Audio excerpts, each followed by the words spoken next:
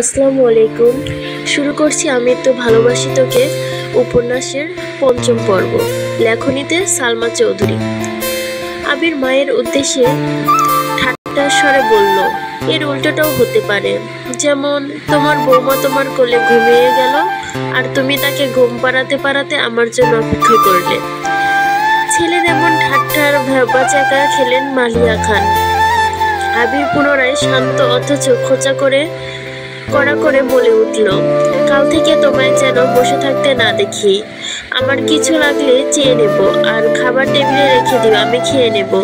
এই কথায় কোনো উত্তর না দিয়ে মালিয়া খান স্বাভাবিক কণ্ঠে বললেন, তানভীর, মেঘ এখনো খায়নি, একটু ডেকে আনবি? ও খাবে কিনা? তানভীর ঠিক আছে বলে উপরে গেল। আবিরও নিজের রুমে গেল। 5 মিনিটে ড্রেস পাল্টে ফ্রেশ হয়ে নিচে নামলো। এতক্ষণে মেঘ খাবার টেবিলে চলে এসেছে। ভেবেছিল ভাই ফ্রেশ হয়ে নামার আগেই তাড়াতাড়ি খেয়ে পালাবে। খাওয়া অর্ধেক হতেই তার দৃষ্টি নিবদ্ধ হয় সিঁড়ির পানে কালো টি শার্ট আর ট্রাউজার পরে হাতে মোবাইল নিয়ে আপন মনে নামতে থাকা আবিরের। মেঘ সরু চোখে নিরীক্ষণ করছে আবিরকে। মানুষটাকে দেখে হৃৎপিণ্ড বাড়তে লাগলো মেঘের। এখন সে স্পষ্ট অনুভব করছে তার বুকের ভেতর কিছু একটা হচ্ছে, কিন্তু বোধগম্য হলো না কি হচ্ছে। নিজের অজান্তেই বুকের বাপাশে হাত রাখলো মেঘ। অনুভব করলো কিছু একটা অনবরত নৃত্য করছে বুকের ভেতর। আবির চেয়ার টেনে বসার শব্দে ঘোর কাটলো মেঘের। সবেগে হাত নামিয়ে আনলো বুক থেকে। আবির মেঘের ঠিক বিপরীত চেয়ারেই বসেছে। মেঘের ছোট্ট বুকটা অনবরত কেঁপে যাচ্ছে। চোখ তুলে তাকাতে পারছে না মেয়েটা। শরীর কাঁপাকাঁপি আর হৃৎপিণ্ডের লাফালাফিতে সে বিদিত দিশেহারা অবস্থা অষ্টাদশীর। ইচ্ছে করছে ছুটে পালিয়ে যেতে আবিরের সামনে থেকে, কিন্তু পারছে না। পায়ের শিকল দিয়ে বাঁধা। মালিয়া খান হঠাৎ মেঘের হাতে হালকা ধাক্কা দিলেন। কিরে, কি হলো তোর? দ্বিতীয়বার ঘোর কাটলো মেঘের। তৎক্ষণাৎ স্বাভাবিক হওয়ার চেষ্টা করলো। কাঁপাকাঁপি গলায় বললেন, কিছু না। এই বলে পুনরায় খাওয়ার চেষ্টা করলো, কিন্তু এবার আর গলা দিয়ে খাবার নামছে না মেঘের। গলা শুকিয়ে কাঠ হয়ে গেছে। কাঁপা কাঁপা হাতে গ্লাস নিয়ে ঢকঢক করে অর্ধেক গ্লাস পানি নিমিশে শেষ করে ফেললো মেঘ। আবির আপন মনে খাবার খাচ্ছে। সামনে বা আশেপাশে কি হচ্ছে এসব দেখার প্রয়োজনই মনে করলো না সে। এই জগতের সবকিছুই তার আগ্রহ সৃষ্টি করতে অক্ষম। আবিরের গা ছাড়া ভাব দেখে কিছুটা স্বাভাবিক হয়ে খাওয়া শুরু করলো মেঘ। মাঝখানে এক পলকের জন্য তাকিয়ে আবিরের দিকে কালো টি শার্টে মুখটা কত মায়াবী লাগছিল। এলোমেলো চুল, খাওয়ার স্টাইল দেখে দ্বিতীয়বারের মতো ক্রাশ খেলো অষ্টাদশী। কে বলতে পারে 2 দিন আগে পর্যন্ত আবিরের কোনো স্মৃতি ছিল না মেঘের মন মস্তিষ্ক জুড়ে। হঠাৎ মনে পড়লো শুধু ওকে মেরেছিল, ওই স্মৃতিটা মনে হতো আর রাগে কটমট করতো মেঘ। আর আজ বিকাল থেকে যতবার আবিরকে দেখছে ততবারই মেঘের শীর্ণ বক্ষ ধরফরিয়ে উঠছে। ছোটবেলায় যে ভয়টা ভাইয়ের প্রতি বোনের ছিল সেটা আজ বদলে গেছে। আবিরের দৃষ্টি তাকে বরফের ন্যায় জমিয়ে দিচ্ছে প্রতিনিয়ত। এই দৃষ্টিতে সূচালো কিংবা ধারালো অস্ত্র আছে, যা এক কিশোরী বক্ষ পিঞ্জর এফর ওফর করে দেওয়ার ক্ষমতা রাখে। আবিরের দিকে এক দৃষ্টিতে তাকিয়ে হাবিজাবি চিন্তা করছিল মেঘ। আবির চোখ তুলে তাকাতেই মেঘের মনোযোগ ঘুরে গেল। আবিরের তপ্ত দৃষ্টি মনে হচ্ছে ফালা করে দিচ্ছে হৃৎপিণ্ডটাকে। দৃষ্টি সংযত করে চিবুক নামিয়ে নিল গলায়।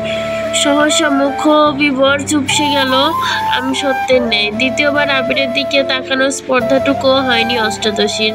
এর মধ্যে মালিয়া খান ছেলে আবিরের উদ্দেশ্যে বলে উঠলেন, তোর নতুন কোম্পানিটাকে কি না খুললে হয় না? তোর বাবা বিষয়টা ভালোভাবে নিচ্ছে না। তোর বাবাকে রাগিয়ে দিচ্ছিস। তোর বাবা তোকে অনেক ভালোবাসে। শোনিত স্বরে মায়ের দিকে তাকিয়ে আবির বলা শুরু করলো, ছোট ছেলেরা সারা জীবন বাবাদের প্রিয় থাকতে পারে না। নিজের স্বপ্ন ইচ্ছেকে প্রাধান্য দিতে গিয়ে দূরত্ব বেড়ে যায় বাবা ছেলের। এটা অস্বাভাবিক কিছু না।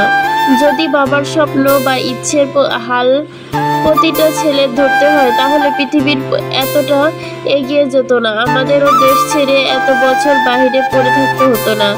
আব্বু নিজে এই কোম্পানি শুরু করেছিল। উনি যদি উনার বাবার ইচ্ছাই প্রাধান্য দিতেন তাহলে আজ এত দূর পৌঁছাতেন না। তাছাড়াও তো বলিনি বাবার স্বপ্ন বাদ দিয়ে আমি আমার স্বপ্নকে প্রাধান্য দিব। আমার স্বপ্ন একান্তই আমার, আমি দুদিক এই সামলাবো। তুমি এসব নিয়ে অযথা চিন্তা করে নিজের মাথা বা শরীর কোনোটাই খারাপ করো না। মালিয়া খান চিন্তিত স্বরে বলে উঠলেন, এত চাপ আর দৌড়াদৌড়ি করে নিজে অসুস্থ হয়ে পড়বি বাবা? আবির গম্ভীর কণ্ঠে বলল, তোমাকে তো বললাম আমার জন্য দুশ্চিন্তা করতে হবে না।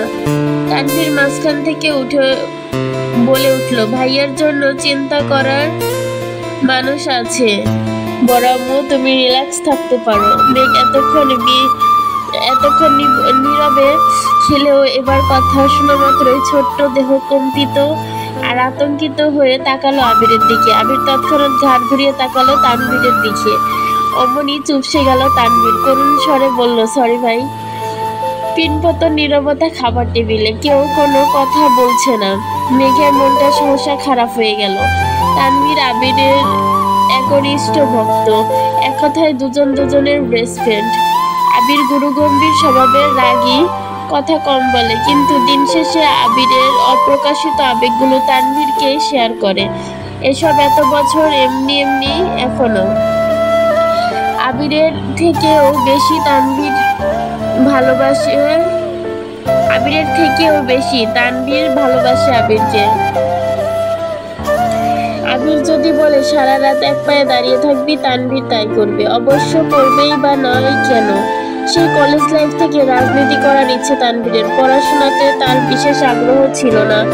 বড় আব্বু এবং আব্বুকেও বলেছে কয়েকবার, তাদের করা জবাব, রাজনীতিতে আমাদের পছন্দ না, এই বাড়ির কেউ রাজনীতি করবে না। একদিন বাধ্য হয়ে ভাইকে কল করেছে তানভীর। ভালো মন্দ কথা শেষ করে তানভীর ভয়ে ভয়ে বলল, ভাইয়া তোমার সাথে আমার একটু কথা ছিল।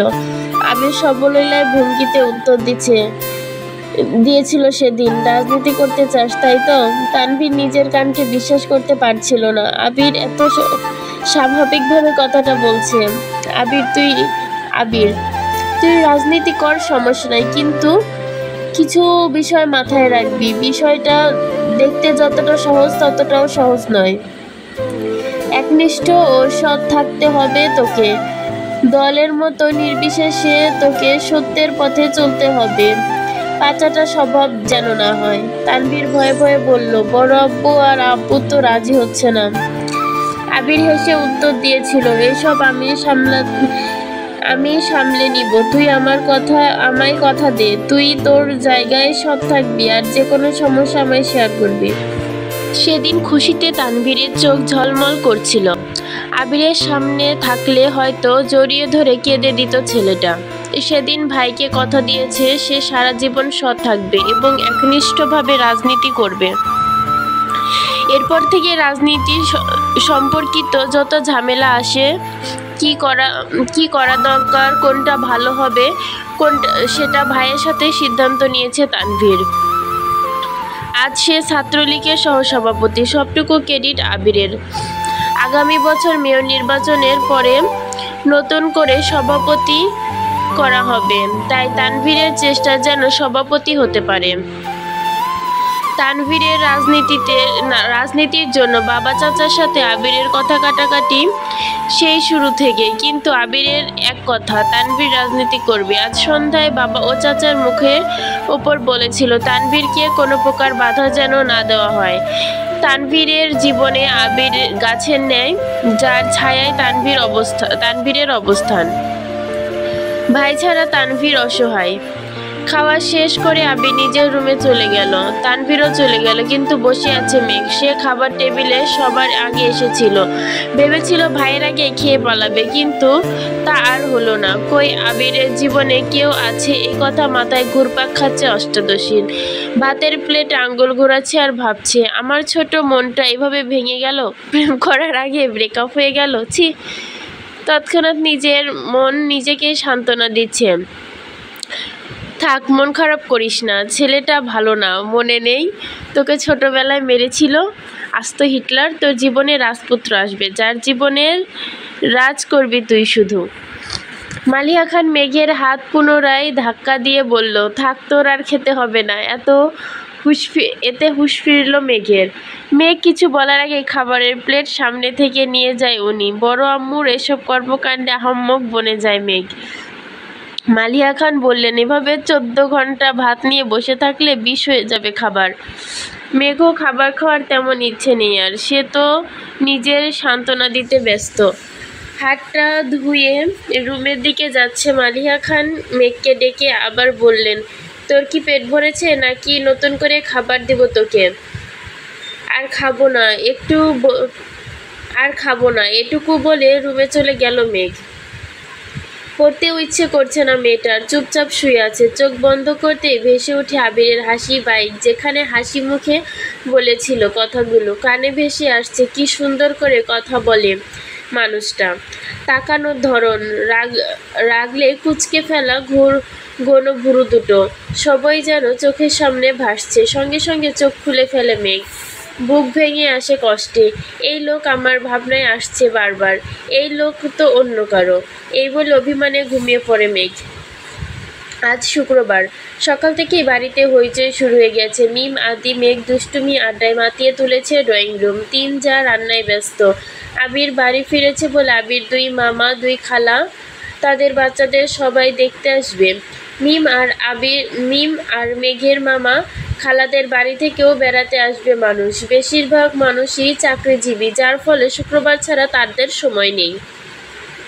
ইকবাল খান ব্যস্ত বাজার করা নিয়ে, যখন যা লাগছে উনি ছুটছেন আনার জন্য। তানভীরের সকাল থেকে কোনো খোঁজ নেই। সকালেই নাস্তা করে বেরিয়েছে, পার্টি অফিসে কাজ আছে, বিকালে ফিরবে বলে চলে গেছেন। এজন্য মেঘের কোনো ভয় ডর নেই, আপন মনে আড্ডায় মগ্ন মেয়েরা। হঠাৎ ওপরে করিডোর থেকে আবির ডাক দিয়ে মাকে, আম্মু একটু কফি দিতে পারবে? এই বলে রুমে চলে গেল পুনরায়। উত্তর শোনার প্রয়োজনও মনে করেনি সে। মালিহা খান কফি করে মেঘকে ডাক দিলেন, কফিটা আবিরকে দিয়াই তো মা। তৎক্ষণাৎ মেঘের মনে পড়ে গেল গত রাতের কথা। সহসা বলে উঠল, আমি কেন, মিম দিয়ে আসুক। মালিহা খান কিছুটা বিরক্তি নিয়ে বলল, ওরা নিলে ফেলে দিবে, তখন আরেক মুসিবতে পড়বো। বাড়িতে একটু পর মেহমান আসবে, জানা মা। মেঘ আর কথা না বাড়িয়ে ধীর পায়ে হাঁটতে হাঁটতে আবিরের দরজা পর্যন্ত আসলো। গলা শুকিয়ে যাচ্ছে মেঘের, বুকের ভেতর ধুকপুকটা বেড়ে যাচ্ছে, হাত পা কাঁপছে। আস্তে আস্তে দাঁড়ায়, দরজায় টোকা দিল মেঘ। আবির, দরজা খোলা আছে। কাঁপা কাঁপা হাতে দরজা ধাক্কা দিল মেঘ। আবির ল্যাপটপে কি যেন করছে, তাকিয়েও দেখলো না কে এসেছে। আবির, এখানে রেখে যা। মেঘ হাঁটতে পারছে না, হাত আরো বেশি কাঁপছে এখন, পায়ে একটু জোর পাচ্ছে না, ঠায় দাঁড়িয়ে আছে আগের জায়গায়।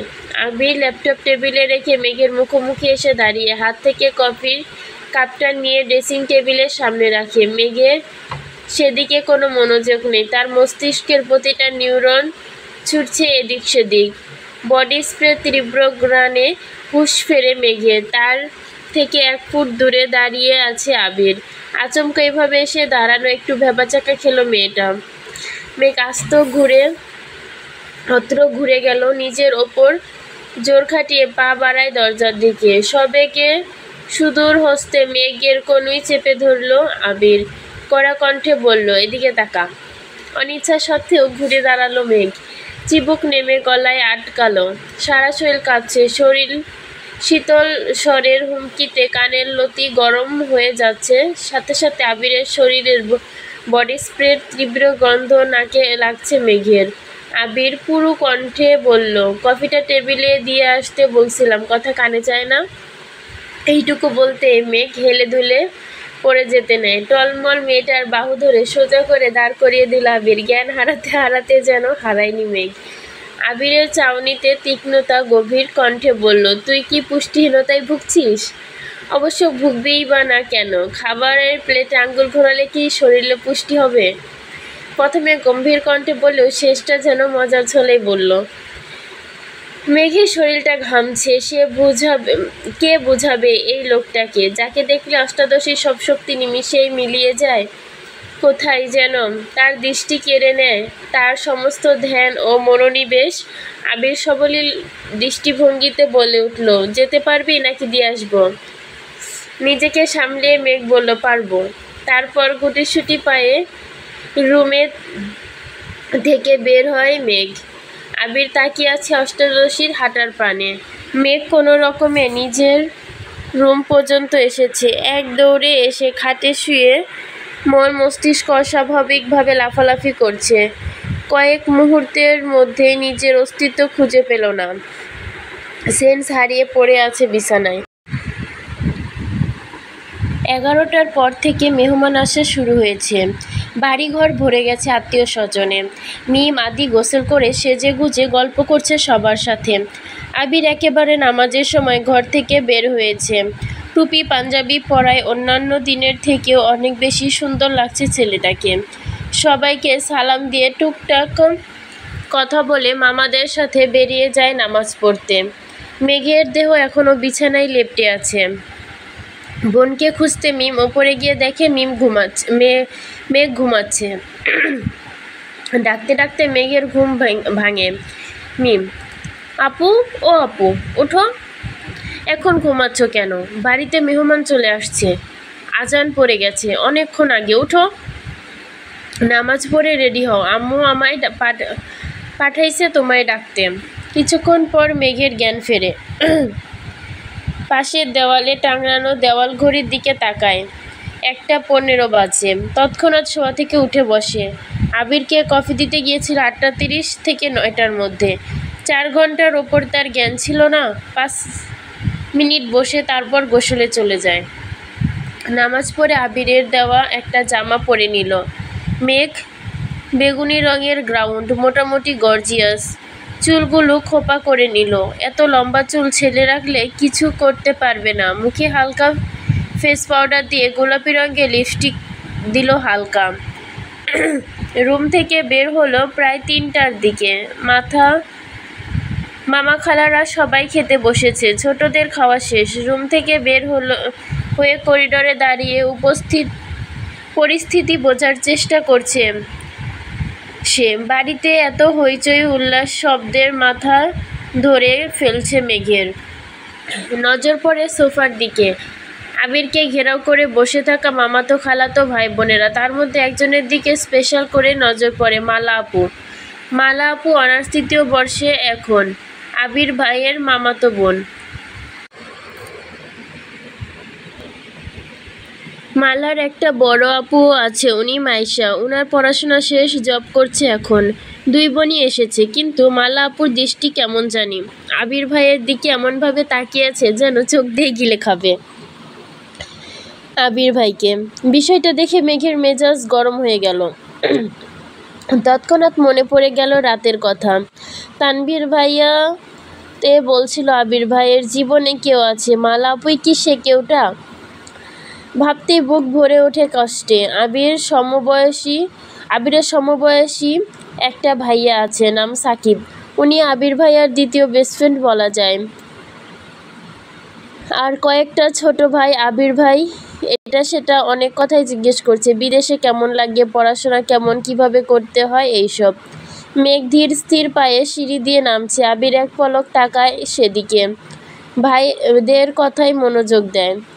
মেঘকে দেখে 2-4 জন ডাক দিতে শুরু করে, এই মেঘ, কেমন আছিস, এদিকে আয়। মিম ছুটে এসে মেঘের দিকে, আপু তোমাকে অনেক সুন্দর লাগছে, মাশাআল্লাহ, নজর লাগে না যেন কারো। মেঘ মুচকি হাসলো। মিম মেঘকে টেনে নিয়ে সোফায় বসালো।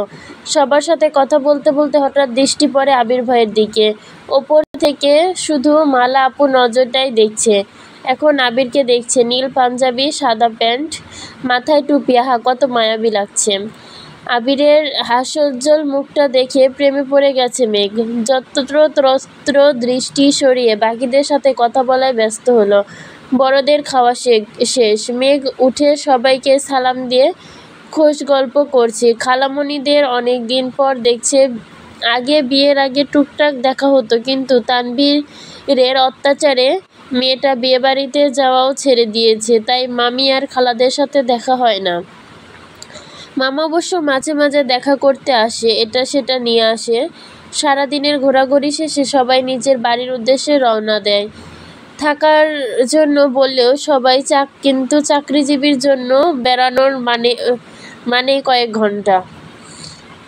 বিদায়বেলায় মালা আপুর আচরণে মাথায় রক্ত উঠে যায় মেঘের। ভালো করে বললেই হয় বেড়াতে যাবেন, গায়ে ঢলে পড়ার কি আছে? আশ্চর্য! মালার এরকম আচরণে আবির ভাই তৎক্ষণাৎ সরে না গেলেও তো ওপরে পড়ে যেত এই মেয়ে। রাগে ফুঁসতে ফুঁসতে মেঘ নিজের রুমে চলে যায়। মেহমানদের বিদায় দিয়ে আবিরও বাইক নিয়ে বেরিয়ে পড়ে কোথায় যেন। মাঝখানে তানভীর একবার এসেছিল, সবার সাথে দেখা করে আবার বের হয়ে গেছে। পার্টি অফিস নিয়ে ঝামেলা চলছে, তাই বসার সময় হয়নি। ভুল ত্রুটি ক্ষমা করবেন। গল্পটা কেমন লাগছে অবশ্যই জানাবেন। গল্প রিলেটেড কোনো সমস্যা হলে কমেন্ট বা ইনবক্সে মেসেজ করবেন। ধন্যবাদ সবাইকে।